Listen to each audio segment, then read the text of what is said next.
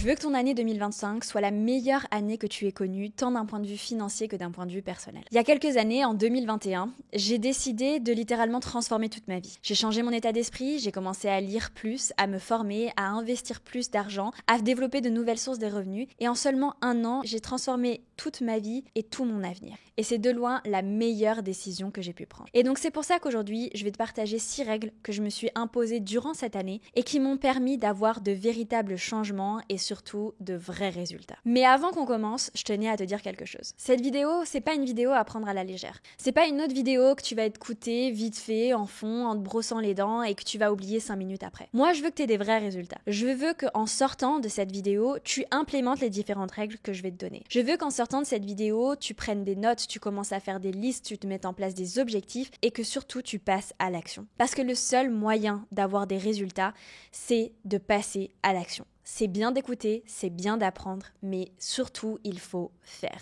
Donc je compte sur toi pour vraiment utiliser cette vidéo, l'enregistrer, la re-regarder, prendre des notes, mais faire en sorte qu'elle te soit véritablement utile pour que tu puisses vraiment avoir les résultats que tu veux avoir. Mais avant de commencer, hi besties et bienvenue dans un nouvel épisode. J'espère que tu vas très bien en ce début d'année et on commence tout de suite avec la première règle que je me suis imposée et ce sont les périodes de non. Comme je te l'ai déjà expliqué dans d'autres épisodes, j'ai des périodes de oui et des périodes de non. Une période de non, c'est tout simplement dire non à la plupart des sorties, des verres, des cafés, pour se concentrer sur notre objectif. Le but de ces périodes de non, c'est vraiment de uniquement se focaliser sur notre travail, notre développement, notre sport, notre bien-être et ne pas avoir toutes les distractions qui sont autour. Parce que en fait, ce qui se passe quand on essaye de tout faire à la fois, et c'est pour ça que j'aime pas trop cette idée de work-life balance, c'est que quand on essaye de tout faire à la fois, généralement, quand on profite, on est frustré et on culpabilise de pas faire ce qu'on doit faire au niveau du travail. Et quand on est en train de travailler, on culpabilise de ne pas être en train de profiter ou on a juste qu'une envie, c'est d'arrêter de bosser et de pouvoir aller boire des verres ou voir nos potes, etc. Et donc, on est concentré et réellement présent dans aucune des parties de notre vie parce qu'on a envie d'être partout à la fois. Qu'en réalité, avoir ces périodes de non et ces périodes de oui, ça va te permettre que lorsque tu es dans une période de non, ton seul focus, c'est ton travail, ta carrière, apprendre de nouvelles connaissances, aller au sport.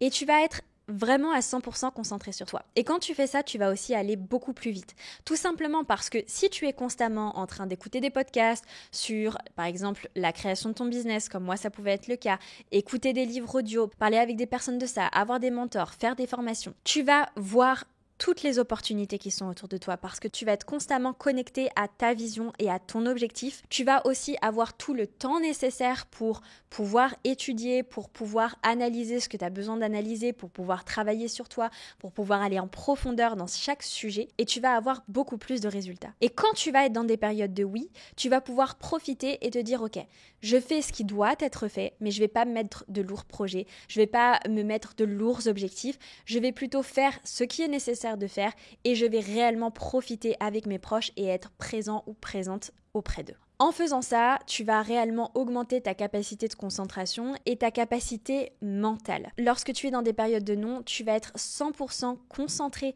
et uniquement préoccupé par ce que tu veux atteindre, par les objectifs que tu veux avoir. Et donc c'est généralement dans ces périodes que je vais faire en sorte de boire peu ou pas d'alcool, de faire toutes mes séances de sport, de manger le mieux possible. Et c'est aussi dans ces périodes-là que je vais mettre mes gros objectifs. Que ce soit par exemple en ce moment, je suis en train de doubler tout mon contenu. Je dois recruter des nouvelles personnes, je dois former des nouvelles personnes, je dois écrire 2 à 3 fois plus de contenu par semaine. Si je suis dans cette période-là, si je dois rentrer dans cette cadence-là, je peux pas en même temps me dire je vais en vacances avec ma copine, je sors tous les week-ends, je vais au resto tous les soirs, etc. C'est pas possible. Il faut que j'ai une période où je réduis au maximum mes distractions pour me concentrer au maximum sur mes différentes activités et les objectifs que je veux réaliser. Quand arrivera par exemple le mois d'avril, qui est un mois un petit peu plus tranquille pour moi, eh bien ce sera le moment pour plus profiter et je prendrai une cadence de travail qui sera un peu moins intense. Mais dans un premier temps, définis sur ton année des périodes de oui et des périodes de non. Et quand c'est non, ton seul objectif c'est toi et toi-même. Quand c'est oui, profite d'être avec les autres et d'être vraiment présent. La deuxième chose que tu dois faire pour pouvoir transformer ta vie, c'est trouver ton ennemi. Et tu vas comprendre ce que je vais te dire. C'est pas forcément dans mon langage de dire ennemi, genre pire ennemi, etc.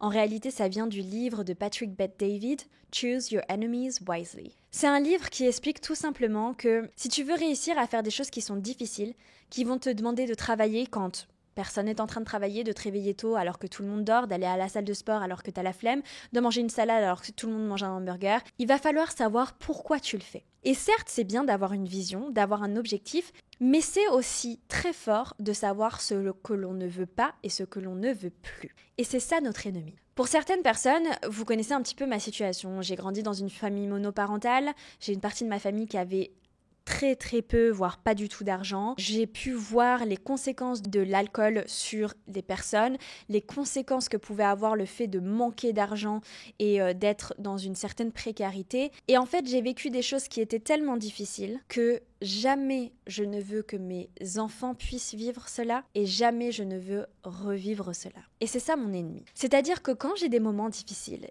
et que je sais que toutes mes copines, elles sont en train de se retrouver, elles sont en train de boire un verre. Je sais que mon chéri, il est sorti profiter et se détendre ou regarder une série et que moi, je dois finir de travailler, de monter une vidéo, de faire des retours à tous mes employés, d'écrire des nouveaux podcasts, etc. Et que j'aimerais bien profiter, j'aimerais bien être avec eux. Je me souviens de ça. Je me souviens que c'est un non négociable. Je ne veux pas être dans la situation dans laquelle j'étais, je ne veux pas que mes enfants soient dans cette situation et je veux pouvoir me développer, être une personne dont je suis fière, être une personne qui est accomplie, être une personne qui gagne très bien sa vie, pouvoir offrir un beau et magnifique niveau de vie aux personnes qui l'entourent. Et donc, lorsque je me mets à me rappeler quel est mon ennemi, quelles sont les choses que je ne veux pas, quelles sont les choses que je veux à tout prix éviter et que je veux le plus loin de moi possible, ça me donne la force de persévérer et de faire même quand je n'ai pas envie de faire. Et ça, c'est un des meilleurs outils que tu vas pouvoir utiliser pendant ton année parce que forcément, il y aura des moments où tu n'auras pas envie d'aller au sport, où tu n'auras pas envie de manger une salade, où tu n'auras pas envie de te réveiller le matin, où tu n'auras pas envie de travailler 12 heures dans ta journée. Mais si tu as ce feu en toi, si tu te rappelles pourquoi est-ce que tu fais ça, quelle est ta direction, mais surtout, qu'est-ce que tu ne veux absolument plus dans ta vie, tu arriveras à garder cette discipline qui te donnera les résultats que tu veux avoir. Ensuite, ce à quoi tu vas devoir faire attention cette année, c'est ton apparence physique. Comme tout le monde. J'étais la première à commencer mes années dans l'entrepreneuriat en portant des joggings du matin jusqu'au soir, en ne me maquillant pas, en ne me coiffant pas. Oui, parce que si je reste chez moi toute la journée, à quoi ça sert ? J'étais la première à penser ça. Sauf que, en me regardant dans le miroir, je me rendais compte que je trouvais pas ça inspirant de me voir en jogging, pas coiffée, pas maquillée tous les jours. Et autant superficiel que ça puisse paraître pour certains, pour moi, et selon certaines études qui le montrent aussi très bien, l'apparence physique, ça a un impact direct sur notre confiance, et donc sur nos actions, et donc sur nos résultats. Juste visualise-toi 2 secondes. Quand tu sors de chez le coiffeur, qu'on t'a bien coiffé, ou quand on t'a fait un joli maquillage, ou quand tu t'es bien habillé et que tu t'es préparé pour aller en soirée, et que tu te trouves belle ou tu te trouves beau, ta confiance, elle est à 2000%.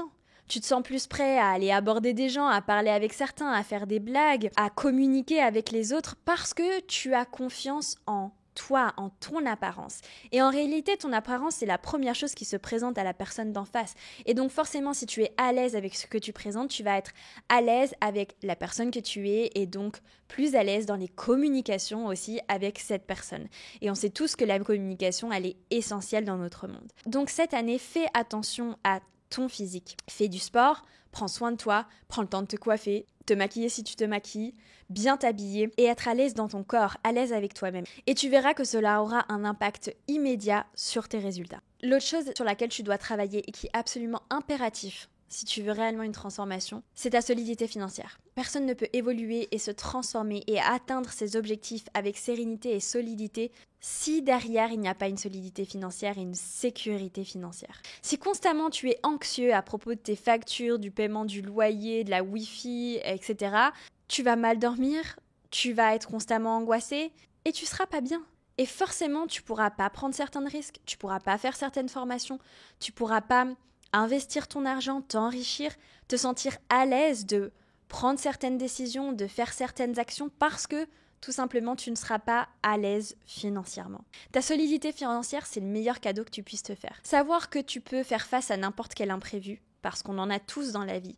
Savoir que tu vas t'offrir un futur financier. Savoir que si tes revenus baissent, tu as le moyen de garder ton pouvoir d'achat et de générer d'autres revenus sans pour autant devoir travailler plus, sans pour autant devoir sacrifier une partie de ta vie. C'est la chose la plus précieuse que tu veux avoir. Que ça te plaise ou non, je sais qu'il y a certains qui vont me dire l'argent ça ne fait pas tout. On a tous besoin d'argent dans ce monde. C'est comme ça qu'il fonctionne.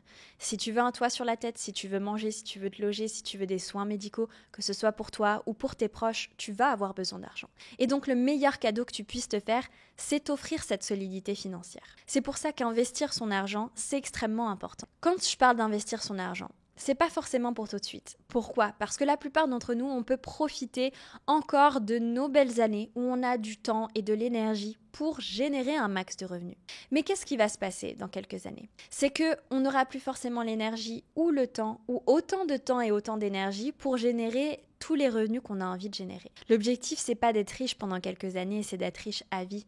C'est que le niveau de vie que tu as maintenant, tu puisses le maintenir, ou même si tu l'augmentes, que tu puisses avoir un aussi haut niveau de vie toute ta vie, et sans pour autant devoir travailler plus. Ce qui fait la différence entre des personnes riches et des personnes qui n'arrivent pas à s'enrichir, c'est qu'elles ont des actifs générateurs de revenus. Et en fait, le problème, c'est que la plupart des personnes sont leur seul actif générateur de revenus. C'est-à-dire qu'ils vont se générer un salaire tous les mois, mais que si jamais ce salaire s'arrête, il n'y a plus rien. Alors que des personnes qui investissent en bourse, dans des business, dans de l'immobilier, s'il est bien calculé, vont pouvoir générer des revenus grâce à ça. Et donc n'auront pas besoin de constamment travailler plus pour pouvoir gagner de l'argent, parce que leurs actifs travaillent pour eux. D'ailleurs, c'est exactement ce qu'on apprend dans la formation WeInvest. Pour ceux qui ne savent pas, moi j'ai fait HEC, puis j'ai été business analyst, j'ai aussi ma formation de conseillère en investissement et j'ai décidé de créer une formation qui s'appelle la formation WeInvest qui t'apprend à investir en bourse. L'objectif de cette formation, c'est que tu aies toutes les clés pour pouvoir investir en bourse et surtout gagner de l'argent grâce à la bourse. Tu vas savoir choisir tes actions, tes ETF, constituer ton portefeuille en fonction de tes objectifs, ton horizon de temps, le rendement que tu vas avoir. Tu auras aussi des tutoriels pour toutes les différentes plateformes, que ce soit Binance, Interactive Broker, Trade Republic, XTB. Et tu as aussi la fiscalité pour tous les différents pays et différentes régions. Il y a la fiscalité qui va être expliquée bien sûr pour la France, mais aussi Luxembourg, Suisse, Belgique, Espagne, Canada ou encore Portugal. Et si toi aussi, comme les 2957 membres de la formation WeInvest, tu as envie de propulser tes finances pour cette année 2025, sache qu'il y a une promotion dont tu peux profiter via le lien qui est dans la bio de cette vidéo. Le point numéro 5 sur lequel tu dois te concentrer pour cette année, c'est ton éducation. On pense souvent que les personnes millionnaires, milliardaires sont plus intelligentes que les autres. Elles savent plus, elles ont un QI exceptionnel. Mais c'est complètement faux. L'autre jour, j'étais en train de discuter avec des personnes en République dominicaine qui me disaient « Waouh, c'est fou comment t'as appris l'espagnol. Je pense que tu dois avoir une intelligence au niveau des langues parce que ça ne s'apprend pas aussi vite une langue. » C'est faux. J'ai pas une intelligence particulière. Ce que j'ai, c'est de la discipline. Et ce que je veux, je le veux. Tu ne me dévieras pas de mes objectifs. Quand je veux quelque chose, même si autour de moi, personne ne va dans cette direction, même si autour de moi, personne n'a les mêmes habitudes, même si autour de moi, tout le monde fait la fête et que moi, je dois travailler, je travaillerai. Je n'ai aucun souci avec ça. Et mon espagnol, c'est arrivé comment ? C'est que je voulais à tout prix parler espagnol, tout simplement parce que mon copain parle espagnol. Et du coup, à chaque fois que je voulais dire quelque chose, je le cherchais. À chaque fois que je voulais conjuguer un verbe, chercher la conjugaison. Et au fur et à mesure du temps, c'est rentré dans mon cerveau. Et c'est aussi simple que ça. Quand tu veux transformer ta vie, il va falloir que tu te formes. J'ai fait des formations sur comment créer un business Amazon, j'ai fait des formations conseillères en investissement, j'ai fait des formations complémentaires sur comment investir pour les particuliers, pour pouvoir aider et accompagner du mieux possible les gens. J'ai fait des formations sur la création de business, etc.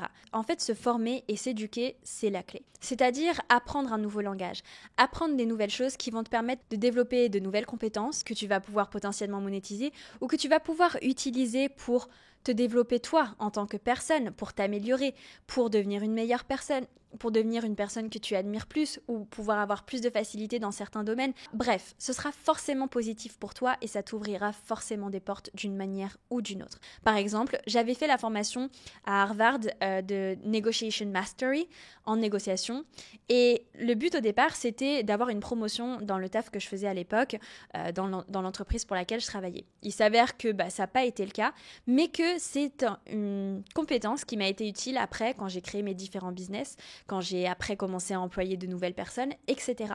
Parce que j'ai appris énormément et ça m'a forcément servi d'une manière ou d'une autre et ça m'a ouvert des portes qui m'étaient jusque-là fermées étant donné que je ne connaissais pas, étant donné que je n'avais pas les connaissances ou encore le langage dans ces différents sujets. Mais s'il y a une chose que je vais te dire, c'est que quand tu décides de te former, il est essentiel que tu te mettes une deadline. Parce qu'en fait, quand on se forme, vu que c'est quelque chose qui n'est pas forcément essentiel, on va souvent laisser traîner. D'ailleurs, je le vois, parfois, il y a certaines personnes qui me disent « j'ai pris telle formation, mais j'ai toujours pas commencé » ou j'ai même, des fois, je donne mes formations à mes meilleures amies. Pour certaines, elles ont accès depuis 3 ans, mais elles n'ont toujours pas commencé parce qu'il n'y a pas ce coup de pied en face. Ce qu'il faut, c'est que tu te dises « dans 2 mois, c'est fait. Dans 2 mois, j'ai tout terminé. » Par exemple, ma formation de conseillère en investissement, j'avais 200 heures à faire. Je me suis dit « en 2 mois, il faut que ce soit fait. » Et il faut que, quand il y a la fin du mois de novembre qui arrive, ce soit fait, terminé, validé et que j'ai mon diplôme. Et en faisant ça, c'est devenu une de mes priorités. Chaque après-midi, j'étais en train de travailler dessus. Et donc, en 2 mois, j'ai eu mon diplôme. L'éducation est l'un des meilleurs investissements que tu pourras faire parce que d'une manière ou d'une autre, tu trouveras le moyen de l'utiliser, que ce soit par exemple pour investir ton argent en bourse, en crypto, en immobilier, mais que ce soit aussi pour développer de nouvelles compétences, pour avoir un travail en plus, pour faire du freelance, ou ça peut être aussi pour être promu dans ton job, changer de poste dans ton entreprise. Tu trouveras toujours un moyen de monétiser tes connaissances. Et le plus important, lorsque tu vas te transformer cette année, c'est de donner. Alors tu vas me dire, mais Rachel, si j'ai pas d'argent, comment est-ce que je peux donner ? On n'a pas forcément besoin de donner que de l'argent.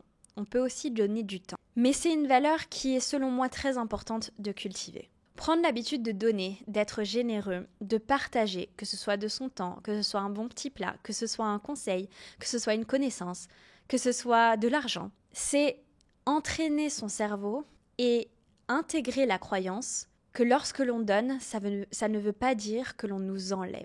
Je vois énormément de personnes qui ont de l'argent ou pas, ou sont dans une situation financière qui est plutôt bonne et qui sont tout le temps dans la peur de manquer. Sauf que si tu es constamment dans cette peur de manquer, tu vas prendre des mauvaises décisions parce que tu vas avoir peur. Tu vas constamment avoir l'impression que l'on peut te prendre ce que tu as, que si tu gagnes quelque chose, c'est forcément au détriment d'une autre personne. Et donc, tu vas être limité dans ton développement. Pour moi, prendre l'habitude de donner, c'est prendre l'habitude de penser avec abondance. Que tout ce que tu donnes est donné, mais que ça ne veut pas dire que ça t'enlève quelque chose. Au contraire, ça t'enrichit. Ça t'enrichit de manière financière, mais ça peut aussi t'enrichir de manière émotionnelle, au niveau de tes connaissances, de plein de manières différentes. Pour moi, c'est quelque chose qui est très important dans une transformation parce que ça va t'apprendre petit à petit et ça va te servir plus tard. Par exemple, quand j'emploie de nouvelles personnes maintenant, c'est ok pour moi de donner un salaire qui soit bon, même un peu plus élevé que la moyenne. Parce que je pars du principe que cette personne aussi m'apporte énormément de valeur. Et que c'est pas parce que je lui donne une certaine somme d'argent que ça m'enlève quelque chose, que ça me rend plus pauvre. J'ai pas cette sensation-là. Bien au contraire, ça me rend plus riche. Je m'entoure de personnes chouettes, intelligentes, ambitieuses, qui ont d'autres idées, d'autres points de vue, qui vont me permettre aussi de faire avancer mon business d'une manière différente et d'une manière encore plus positive. Et donc, en réalité, je prends l'habitude d'être dans la générosité et dans l'abondance parce que je sais que plus on est dans l'abondance, plus il y a d'abondance, plus il y a de partage, plus il y a envie d'aider. Si une personne se sent respectée, si une personne se sent valorisée, elle aura plus envie de donner et d'apporter parce que on va lui apporter du respect, on va lui apporter de la valeur. Et donc, elle, si elle est aussi dans cette spirale d'abondance, elle va vouloir partager des idées, elle va vouloir faire en sorte que par exemple, l'entreprise se développe, faire en sorte qu'il y ait la meilleure entente possible entre les différentes personnes. Elle va être en fait dans une mentalité positive, dans une mentalité d'abondance. Et donc, cultiver cet état d'esprit te permettra de comprendre que l'argent n'est pas une ressource limitée, c'est une ressource illimitée et tu peux en créer autant que tu veux. Mais tu peux aussi créer autant d'amour que tu veux, autant de moments de partage que tu veux, autant de connaissances, de valeurs.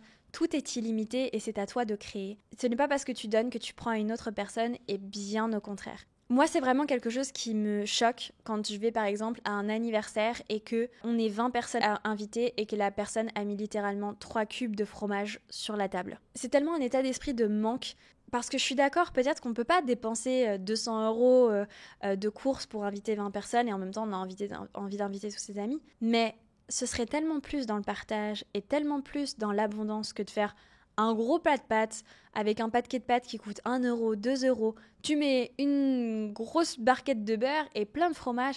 Et là, c'est de la générosité, là, c'est de l'abondance, là, c'est du partage. Quand je vous dis ça, c'est pas qu'une question d'argent, c'est une question de savoir donner, savoir contribuer, savoir faire en sorte que les personnes autour de soi, elles soient dans la même meilleure situation possible et que ce qu'on peut donner et qu'on peut partager, on le partage. Que si on a une idée, si on a des connaissances et que la personne en face de nous, elle en a besoin et que c'est une personne qui nous est chère et bienveillante, on le partage si ça peut l'aider.